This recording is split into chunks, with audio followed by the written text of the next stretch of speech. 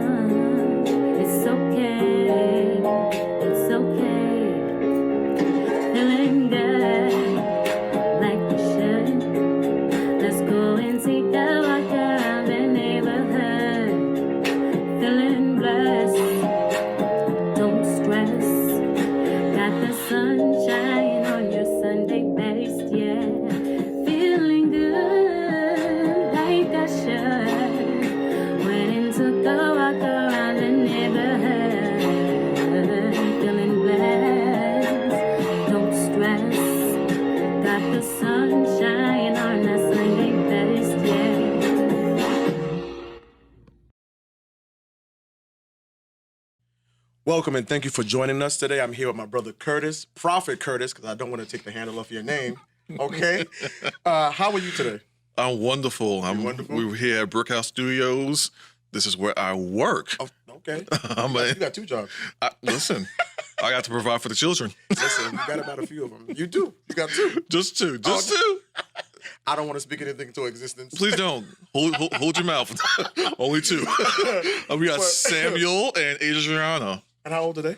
We are at 14 and 8. Oh, those are the ages. I thought Terrible 2 was bad, but those are the ages that you're like No, preteens. I have a Terrible 2. Just not, they're not 2-year-old, but I have Terrible 2. The mentality. Yes. Okay. So let's talk about you today, because you're my brother, so I know you, and I know of you. And but we want the people that don't know you or don't know the details about you. Let's talk about your beginnings. Where did you go to school? Where did you grow up? Tell me all about that. I'm from Brooklyn. I'm Brooklyn, New York. Grew up in Bed-Stuy. Grew up in the 80s. So you want to tell your age? No, I'm not going to tell my age. But 80s. I will say this. We are in the millennial age.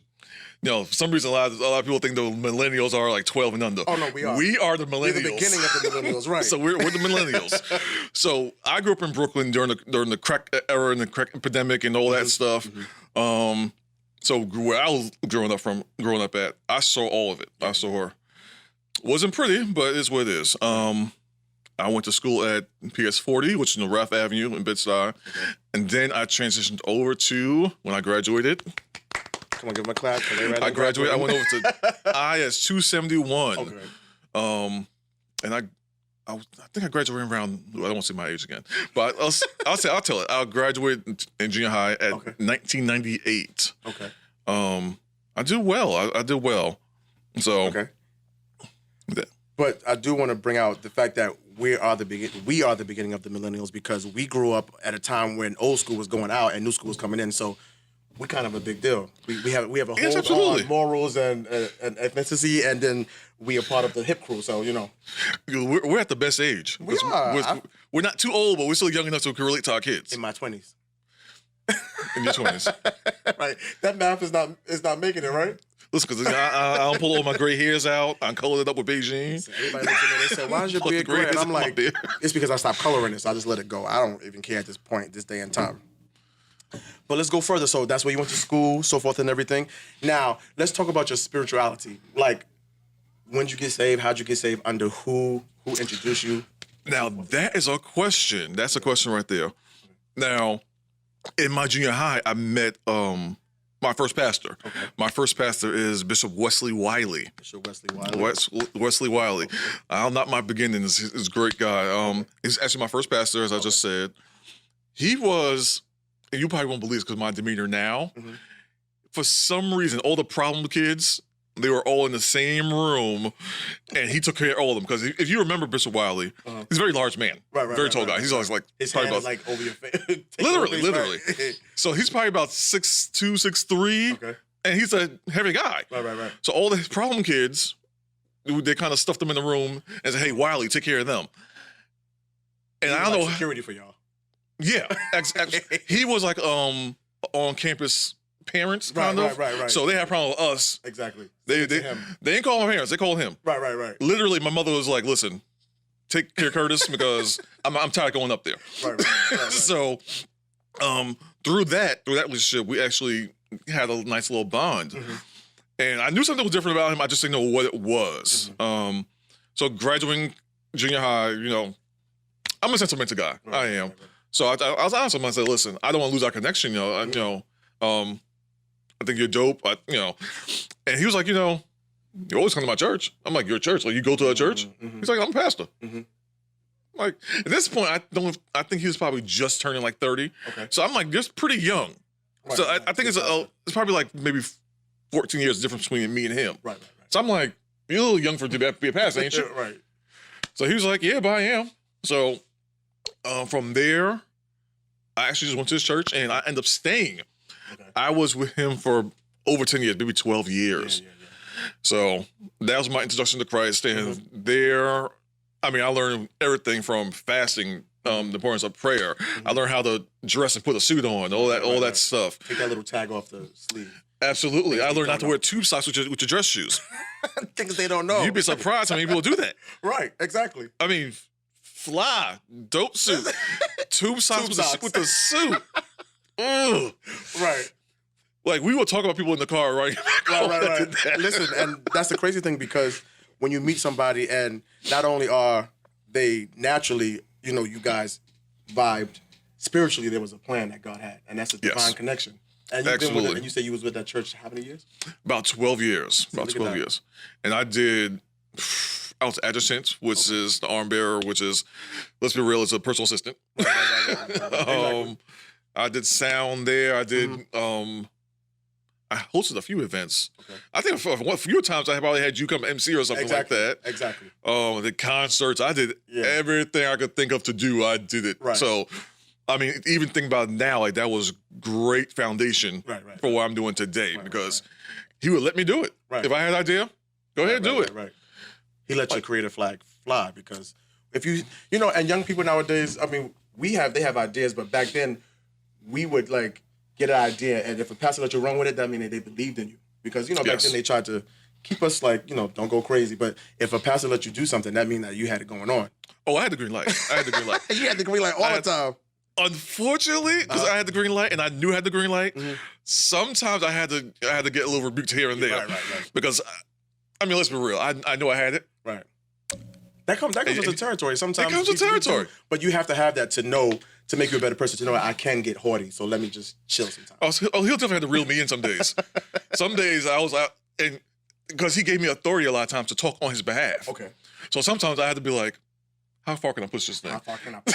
Like any child, they'd be like, okay, I said this, now let me see how far I can go with that. So, I give the message now, that makes sense. but sometimes there's a little extra heat on it because if he gave me heat, give the message, I give him his heat plus mine. Right. Because the father-son bond too, you getting that back too. You like, well, I didn't know it could be like this. That's crazy. But so you was the adjutant, right? Yes. I heard something about you was singing in the choir. Yes, I wanted to overlook that point. Okay. So yes, that's actually before I actually physically joined. Okay. So before I actually joined, until my Saint connected, he was like, I do have a community choir, and I was like, community choir, what's that? Okay. I thought there's only church choirs. Right. But in that moment, it was still like community choir. Community choir was still like the thing. Right. I don't know if you remember CMG, David K, Yes. and those guys. Yes. It was a lot of groups. Right. So he was doing one, and it was mostly kids from like 14 to like 21, something like that. And I didn't join that first. I was just like what you call like a roadie. Okay. I just carried the bags and doing the sound stuff. Okay. He got bit by the bug. not even. He's a pastor, and I just didn't tell him no. Right. I just didn't tell him no, unless it was something like left. And it was very rare he gave me something left to do. I was like, okay, fine. Because, let's be real, the tenor section is always a smaller section. Right. But why is it that but singing was left for you? Very left. But he asked me, it wasn't the first time I said yes. Okay. It was maybe about 3 or 4. Okay. Well, I had to physically see those numbers go down. I was like, okay. So wait, I don't think tenor section is, I think soprano section is everybody wants to be an alto. But I think the alto section is for Altos is sopranos right here. It's tenors and alto, and the sopranos have like 3 girls, and they just kind of tear it up. But no, in that choir, though, Okay. it was quite a bit of sopranos. Okay. And sopranos were like top notch. They were Okay. top notch. So you sang tenor. So a little birdie told me, moving on to the next subject, is that's how you met the love of your life. Because you said she was a soprano. So that's why I threw that in there. So you met a soprano. So tell me about that. Well, Go look at the hearts coming out of his eyes when he says, well, you about to talk. yeah, I'm talking about my wife now. My wife, some people do not know this because some people think I'm the older one. Okay.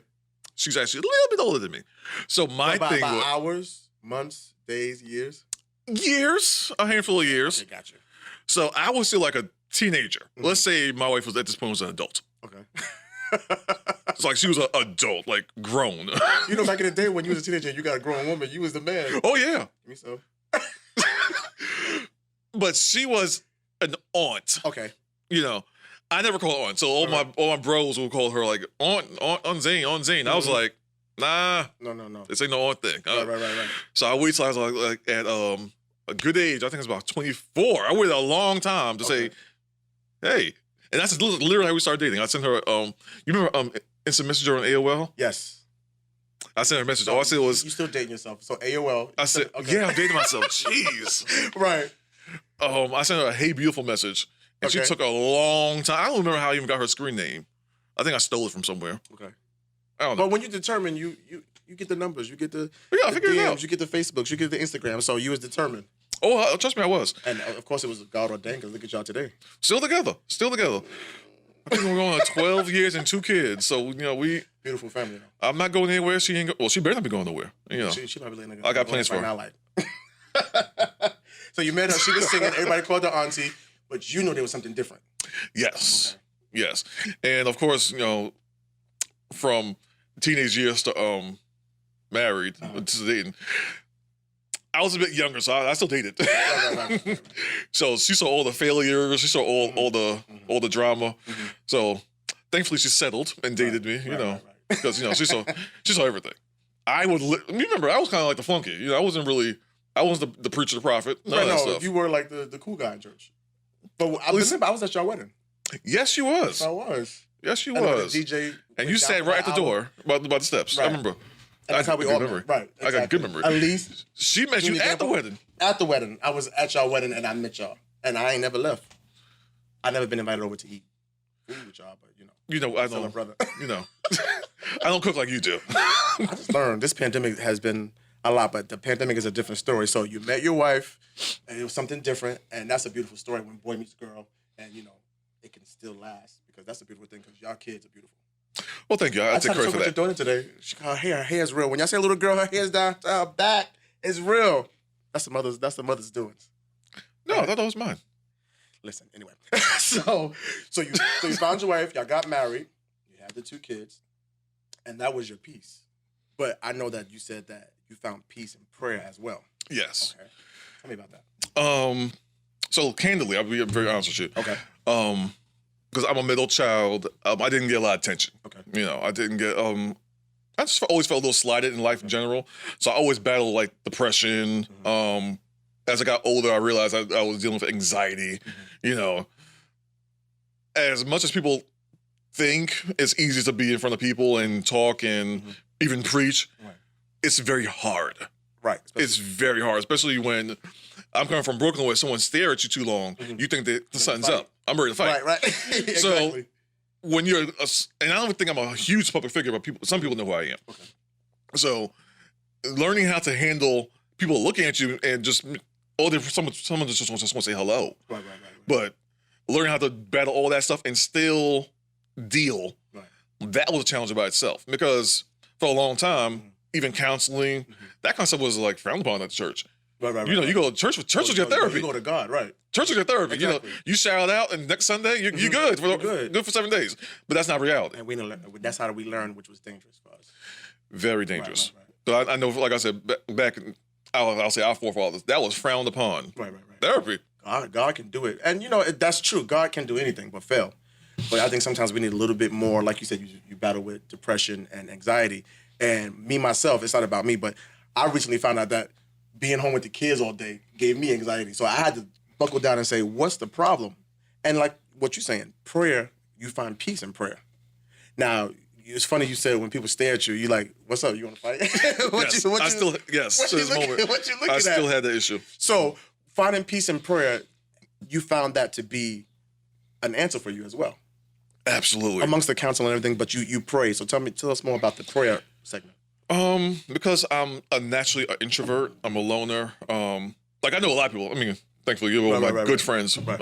Only for a long time. Jesus. A long time. Before the kids. But even with that, naturally I'm just a loner. I don't. I can't say I have a lot of friends. I know a lot of people. Yeah. Don't have a lot of friends. A lot of people I don't think to call them.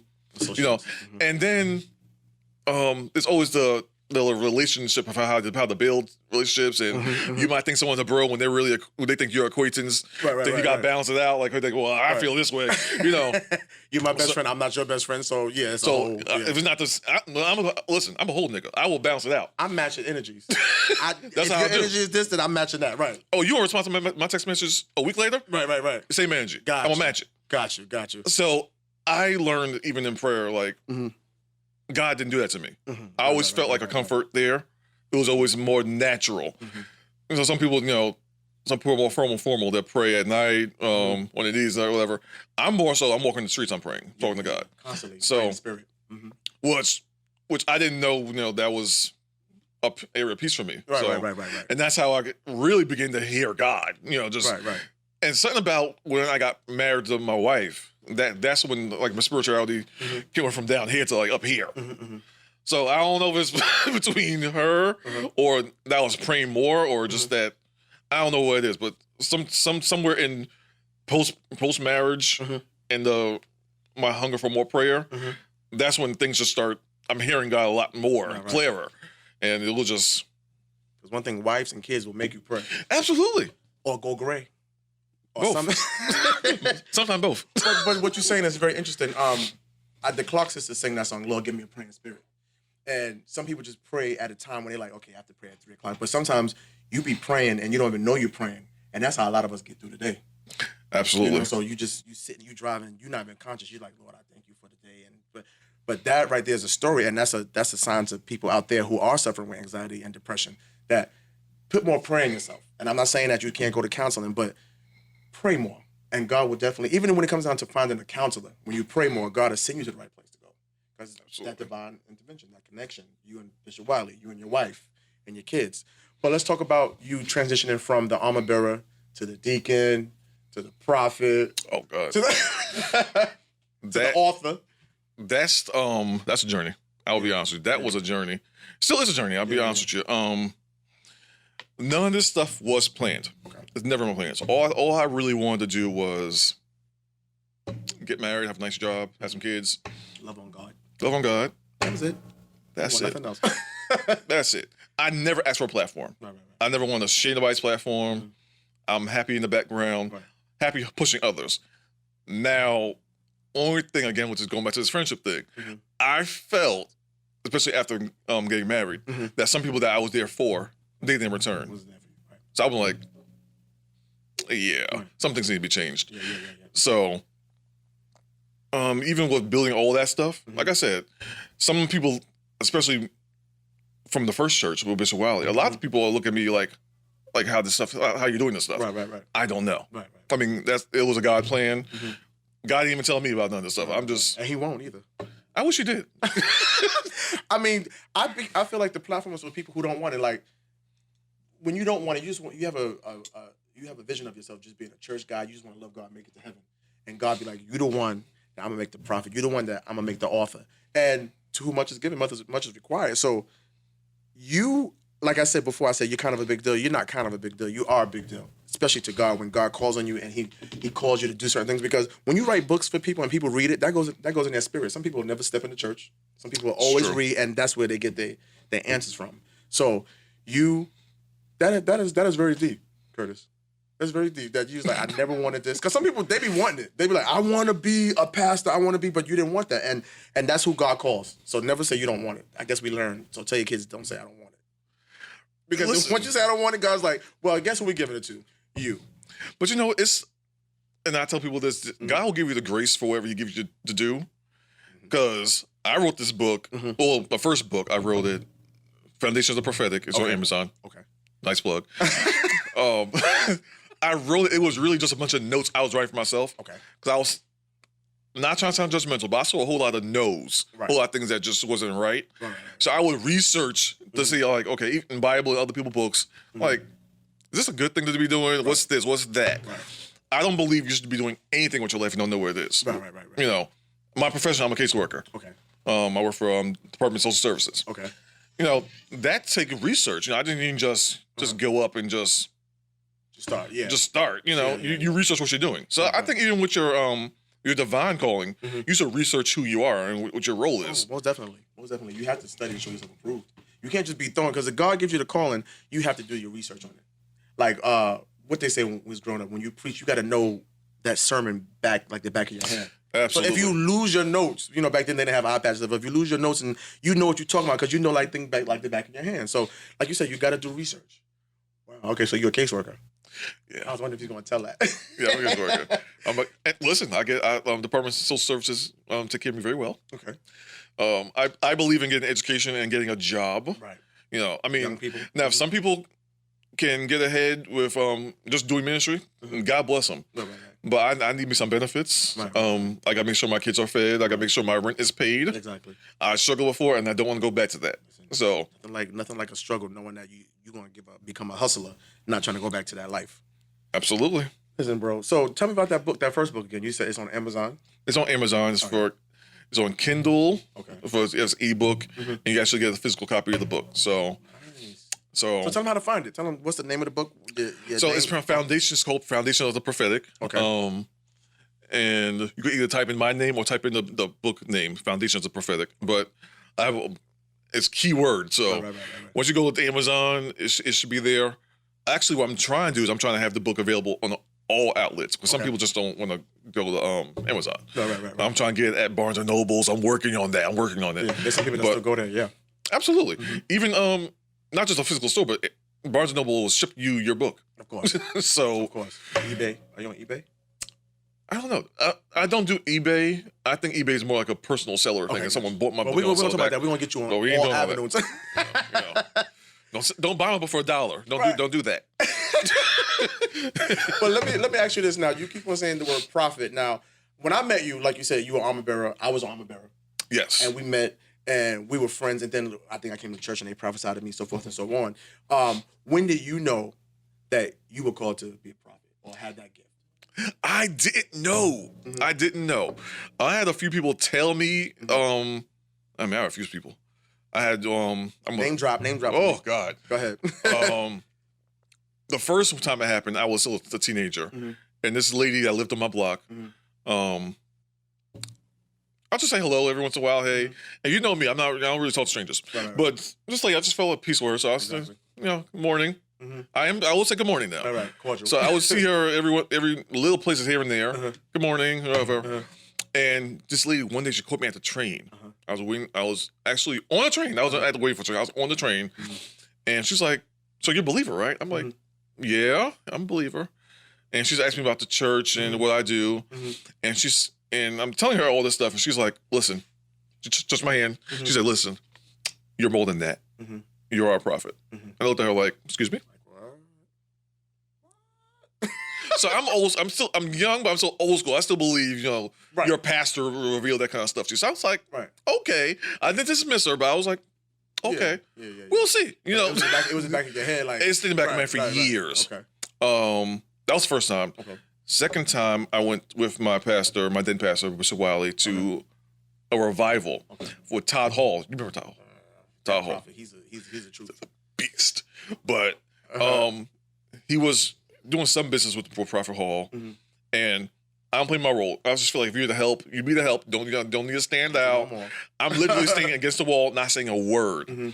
And Prophet Hall, very kind guy. He's just walking out the room and shaking everyone's hand. Most people just get their money and leave. Right. He actually spoke to everyone in the office, greeted everyone, and I'm against the wall, and he's like, "Hey, young man, how are you doing?" And I'm like, "I'm fine." This is a big deal, so I'm kind of humbled, but also kind of scared to say. Right. It's a mixture, as you should be. So he goes, he's looking like, whose member is this?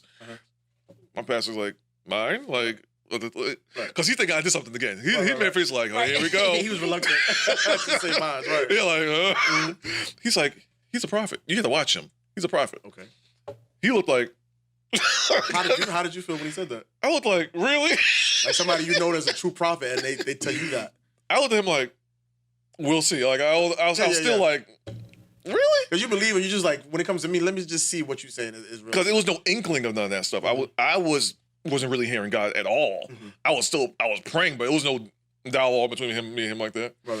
At least I didn't perceive it to be that way. Right, exactly. So I was a little shocked. I was a little like, whoa, that's a little deep, a little heavy. Yeah. But I was kind of shrugged off, like, yeah. So.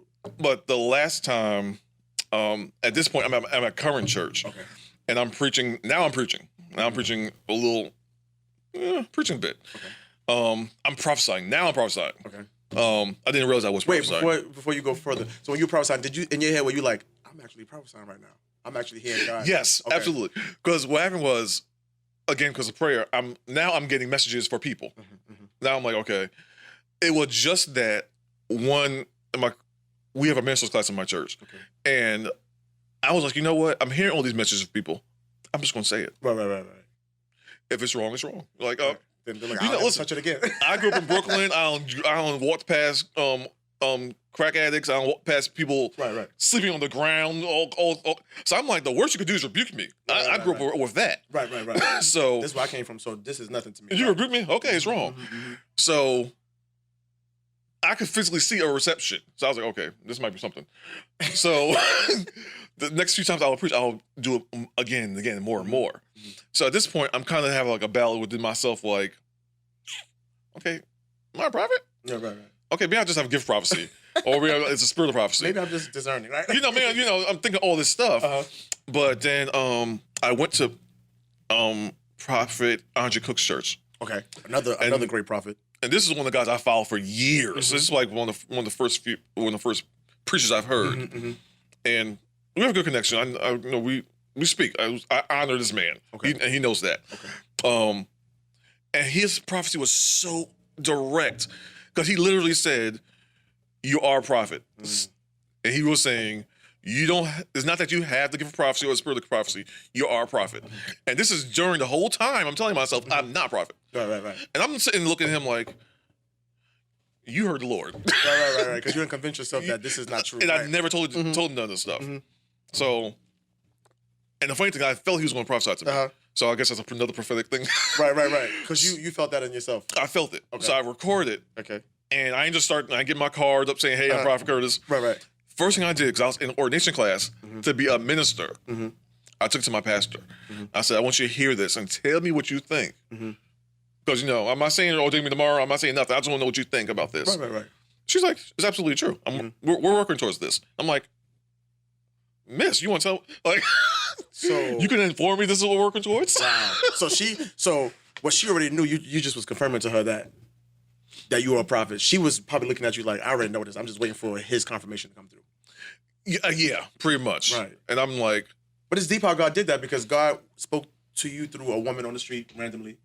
Somebody you'd be like, okay, just put the seed in my head. Then you saw another great prophet told you, and then the third prophet tells you somebody you looked up to, and these people who you looked up to, and now your pastor is telling you that's true. So now you was waiting for that last piece to tell you, no, you're not a prophet. So you're not gonna be like, I'm not gonna do it. I kind of was. I was like, because say if you say no, I'm not gonna do it. I'm not gonna do it. I'm good. But so she put the cherry on the cake.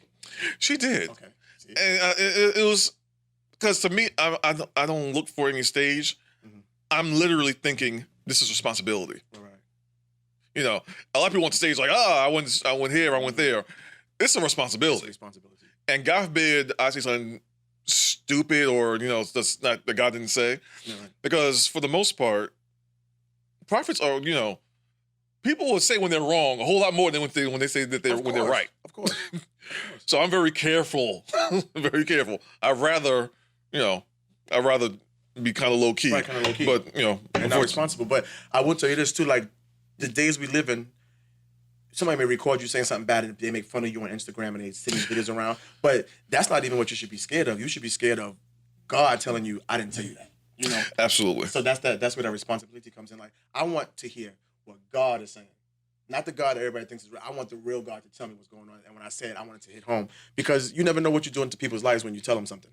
And I know some people that got prophesied to and it's like, it was wrong. And they were like, well, what's with that? But that's a whole nother topic with prophecies, because sometimes things come right away, some things come down the line. You have to wait. But I appreciate you sharing with us how the people told you and confirmed with you that you are a prophet. And I believe it. When you popped up on my timeline and you said I'm a prophet, I was like, wait, when that happened? But never did I ever say, and this is honestly speaking, I never honestly said, no, he's not a prophet. But because I always knew you were different. Yeah. And then when you have friends and stuff like you hang out with, and then you also know that when you open your mouth to speak, he's like, you got a call in your life, but we're not going to talk about that because we want to enjoy our dinner. Absolutely. BBQs or whatever, right? BBQs or who's I can tell the other part because we both came home really late that night. BBQs. Got in trouble. In the city, right. I didn't have babies then. But. We all got in trouble that night. We did. Junior, me, you, all of us, we got in trouble. Oh, y'all not going to answer your phones. We're trying to enjoy male camaraderie. What's wrong with you? But that's you enlightened me because I didn't know this about you. I just thought like you popped up. I didn't know the process of being. No, it was a process. It was a process. I mean, you were around some heavy hitters, so I mean, something had to fall on you. I mean, but even before you got around them, that God put that on you before the beginning of the time. Yes, he did, but I might be sounding shallow, but I never thought about it like that. Right. Like I remember now, I can remember things like, wow, like that was prophetic. Like I remember, I was probably like a teenager. No, I was younger than that. I think it's like only 6 years difference between me and my sister, my younger sister. And I had a dream my mother was having a baby. Okay. Like I remember her having a dream like she was pushing. Okay. I was like, I woke up like, asked my older brother, I said, is Mommy pregnant? Right. He's like, no, I don't think so. Right. But I remember like it was just like almost like overnight. I see my father walking her around with belly. And I'm looking like, you are pregnant. Oh my God. So that was your first prophecy. I mean, I get in different ways. I might see something. I might have a dream. I might hear it. But it's a lot of dimensions going on. It could be a lot. It's up to God how he comes to you, right? Yeah. That's interesting. It's a lot. You got a story to tell, bro. Well, I'm telling you now. I mean, and that's not even probably half of it. I mean, this is for the people, but that's deep. Yeah, I mean, I don't probably be open. I don't have nothing to hide. I mean, Okay, so last but not least, well, nothing to hide, but sometimes people don't need to know your business because people are Absolutely. nosy. But so you got the word you're a prophet. So now let's talk about the last and final part. When did you become an author? And then we're gonna talk about these books you wrote. Well, like I said, the Foundations of Prophetic. Okay. I was just really, like I said, I was just writing random notes, putting them together, not knowing where it was. And I called my wife. I called her and I said, The true prophet. absolutely. Huh? Absolutely. Absolutely. Right. Listen, your wife is just a prophet. Just if it's ordained or not, once she became with you, it was like, I'm going to give you the word. She was first. Listen, they used to bypass me and talk to her. I used to be like, She got the eyes, though. She be looking at you, you be like, I'm married. Like, what you see? I'm somebody too. Right. But, but she's dope. She's something dope. But Sweet I called her. I said, I think I'm writing a book. She was like, okay, put it together, put it out. She was like, let's go. I'm like, you're not gonna tell me to slow down, Stop me. nothing like. Same thing as the prophet thing. You're not going to tell me no? Right. Go ahead. I'm like, I don't know how big the book's gonna be. She's like, write it, put it out. I was kind of hoping she would say slow down or, like, why you want to write a book. She didn't do that. She was like, write it, put it out. See what happens. She wasn't like David's wife. No. Oh, she said, go forth. Absolutely. Write that book, man. Write that book. We'll see where it goes. Okay. But it's actually been very productive. If you actually look at Amazon, it's very highly rated. It's a 4.8 right now. Nice. 4.8 rating. Yes. I'm gonna be honest. I'm gonna go buy the book now because now, back in the day when a song was nice, but the music video made it more appealing. This is the music video for me. So now I'm gonna buy the book and be like, so I can say, I read the book. Yeah. The book. I've had people reach out to me on social media. I know people from St. Louis, California. So it's reached. It's reaching nations. Out of New York, which I thought a little. because I live in New York, so of course your friends gonna buy the book, But I don't know how people from other states heard of it. Thank God, it's blessing people. But yeah, it's been doing well. Actually, I'm co-teaching a class with my teacher based on the book. Really? Yeah, I think another school has used the book as well. So it's check you out. They're using your book as a guideline? Yes, as a guideline. Yes. Little old me. Teach the people. So what I have here with me is Elijah's Air. So y'all can see that? I don't know if I'm supposed to be showing it, but I'm showing it. You gonna show it. This is about Prophet Curtis. You want to talk about this book a little bit, or what you want to do with that? Well, this is my second book. It'll be available on all platforms. Even eBay? Not eBay. But, I'm gonna leave eBay alone. Okay. I know what you're thinking about eBay. Got you. This book is on spiritual parenting and mentorship. So I had quite a few pastors. Not a lot. Some people have, they switch up with the weather. But that's a little shade. I'm sorry. Right. But a little bit. You need a that's little type bit it. every now and then. You do. This is on spiritual parenting and mentoring. Okay. It shares the do's and don'ts, what someone should expect, what they shouldn't expect, who should not be mentoring. Right. Teach the people. The dynamics between a mentor and a mentee. It goes in. I will actually say Elijah's Air is better written. It goes a little more in depth as well too, but I honestly think this book is better written and better edited. Okay. So, if you want to get into, if you've been looking for a spiritual parent or if you've been looking for a mentor, this book is a good guideline of what you should expect and what you should look for. And the good thing about this book is I speak to both sides. Okay. I'm just not speaking to the mentee. I'm talking to the mentor as well. Because some people are picked as mentors because the mentee just want to get on the platform. Right. They want to ride their coattail a little bit. Right. So I'm very honest. I tell a mentor straight up, like, listen, if they can endure getting nothing from you, you might want to invest in them. Right, exactly. If they don't want to be on your platform, they don't want to travel the nation with you. If they finally, without being their name called, they're a good mentee. They're good. You want someone to connect with you because they want you. They care about you, right. Not your resources. Exactly, because once some resources are gone, people say that. They said once they have no need for you, they don't want to be around you. So you want somebody that just likes to be around you for you and what God has ordained. Yeah, absolutely. It's like dating. Yeah. Well, you're married, but go ahead. But yeah, well, I still, me and my wife still date. We still. I don't think y'all dated. I think you said, "Hey, beautiful," and I think it was that. That's how I Sort of, feel. right, That's how I feel, though. That's how I feel. It did kind of move kind of fast. Right. But let's say in the regular traditional dating relationship, right. you know, you don't want someone to leave, like, God forbid you lose your job. Well, Gotta go. that was fun. Right. Like, you Exactly. you wanted my money. You wanted a few meals. You didn't really want a relationship. Right. So you definitely want to build beyond the surface stuff with people. And then I'd also talk about the difference between mentoring and life coaching. You can put out you have to read the book for that. But Yeah, don't give away too much. I'm not gonna give away too Okay, much. gotcha. But it's different dynamics. I'm trying to teach the difference between spiritual parenting and mentoring. That's the main thing. A lot of people get mixed up. Like, let's say I'm gonna go a little touchy here. Let's say you're my pastor. That does not mean you're my spiritual parent. Right. So I might just see you as my pastor. I'm gonna stop you there. So you basically saying that this is a lifesaver because people find in mentors and spiritual parents, because somebody will find 10 different spiritual parents. Absolutely. This sounds like this is a lifesaver for people who are coming up in God, because you get church hurt picking the wrong spiritual parent and giving people titles that they don't need. So Absolutely. I'm gonna read this. I already have a spiritual parent, spiritual pastor, all that stuff, but this right here is needed in the community because I think that a lot of people do that. You see them, this is my spiritual dad, the next month it's a different spiritual dad. You can't be all over the place like that. Yeah, and not to be graphic, I just wonder what kind of relationship. What you're a product of what kind of relationship? Right.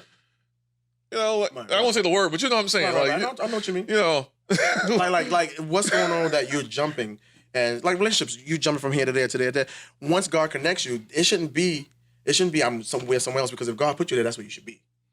absolutely. And it sounds like this book right here is like letting people know, because you're coming from that aspect as well.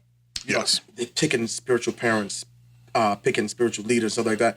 And like I said, this sounds like it's a lifesaver to me. Because my thing is, you have to know how to endure the rough part relationships.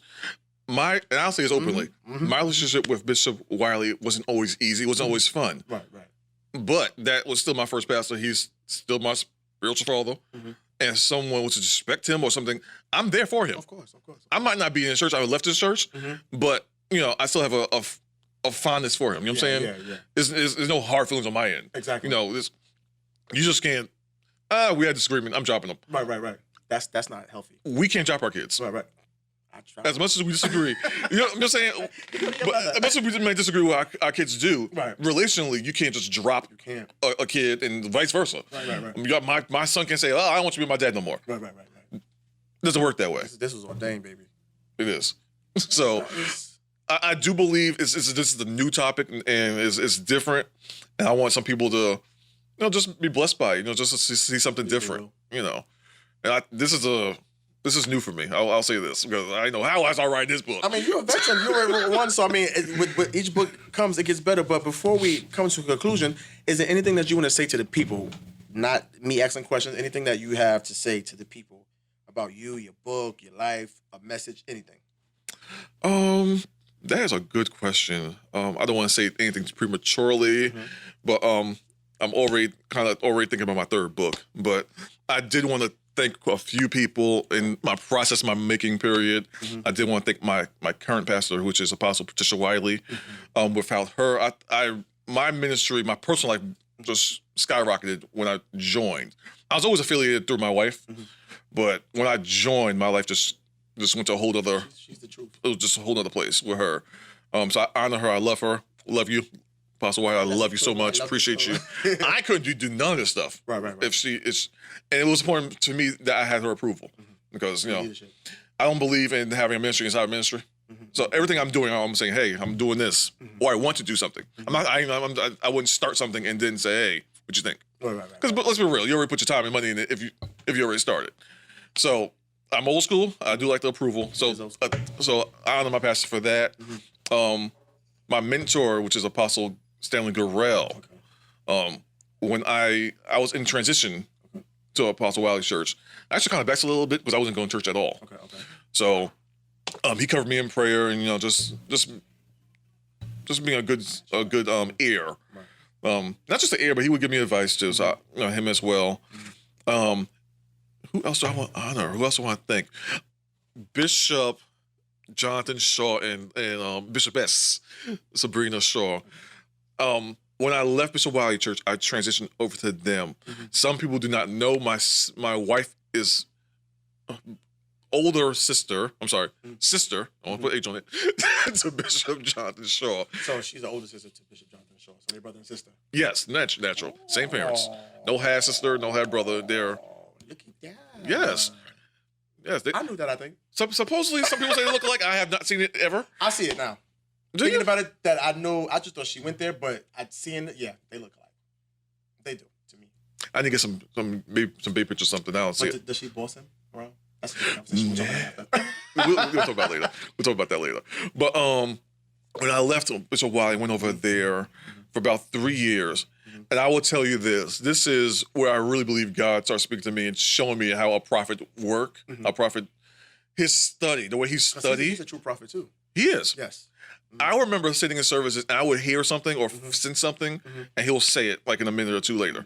And I'm like, okay, what you doing? God, what you doing? Out of my head, right? Because remember before then, God wasn't really speaking to me like that. So it was just like, this is new. Right. Because at first you start thinking, it's you thinking this stuff. And I would suppress that thought. And, you know, just eventually I realized, oh, God, this God is speaking to me. Like, wow. So I attribute that to him because I learned, his study habits is ridiculous. But his devotion in his life, how he handles his family, his wife. Like, I know you've seen that a lot of pastors unfortunately don't take care of their homes. This man of God took care of his home. You know, and he always pushed that on me because he knew I was in pursuit of ministry. Take care of your family. Like, ministry will be here. Right. But your family, you take care of your family. Your first ministry. Absolutely. Right. And he was just telling me something that for the sake of, he was telling me something that he was and is still doing.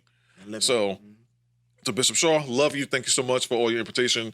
To my sister-in-law, Bishopess, Pastor, Psalmist, Sabrina Right. Shaw.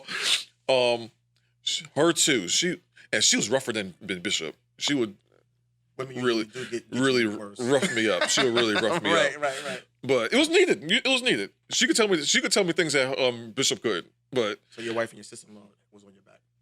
no, I really believe sometimes she would. She, I say she, my wife.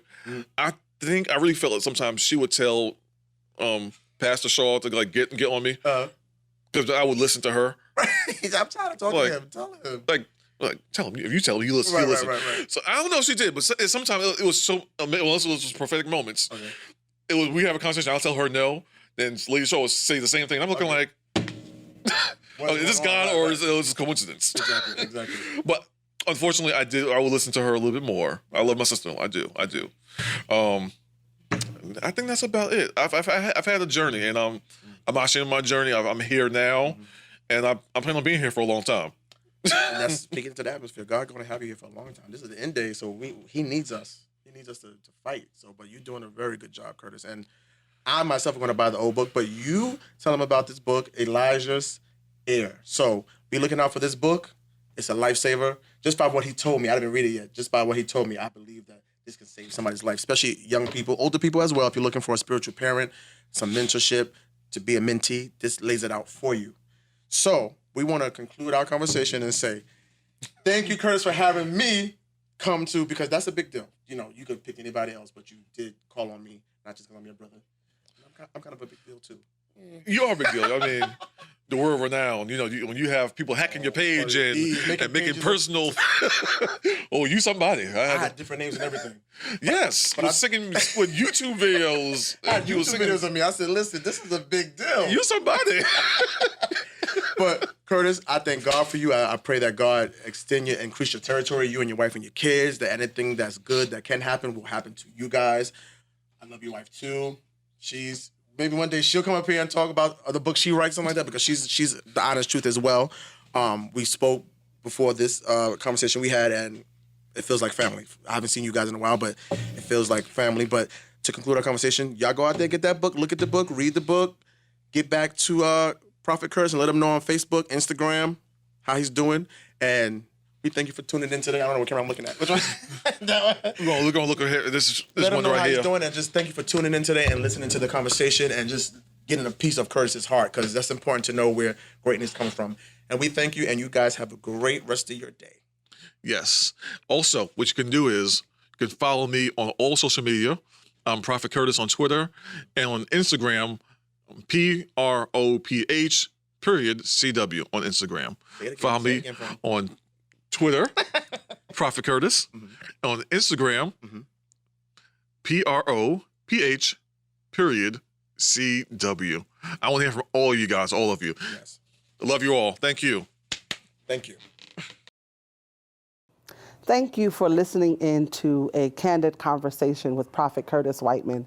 We hope that something was said or done to inspire you, to cause your life to be changed. Remember to log on and check in with Prophet Curtis Whiteman on Facebook, on Twitter, on Instagram, and let him know how your life was changed with this candid conversation. Thank you for tuning in, and God bless you.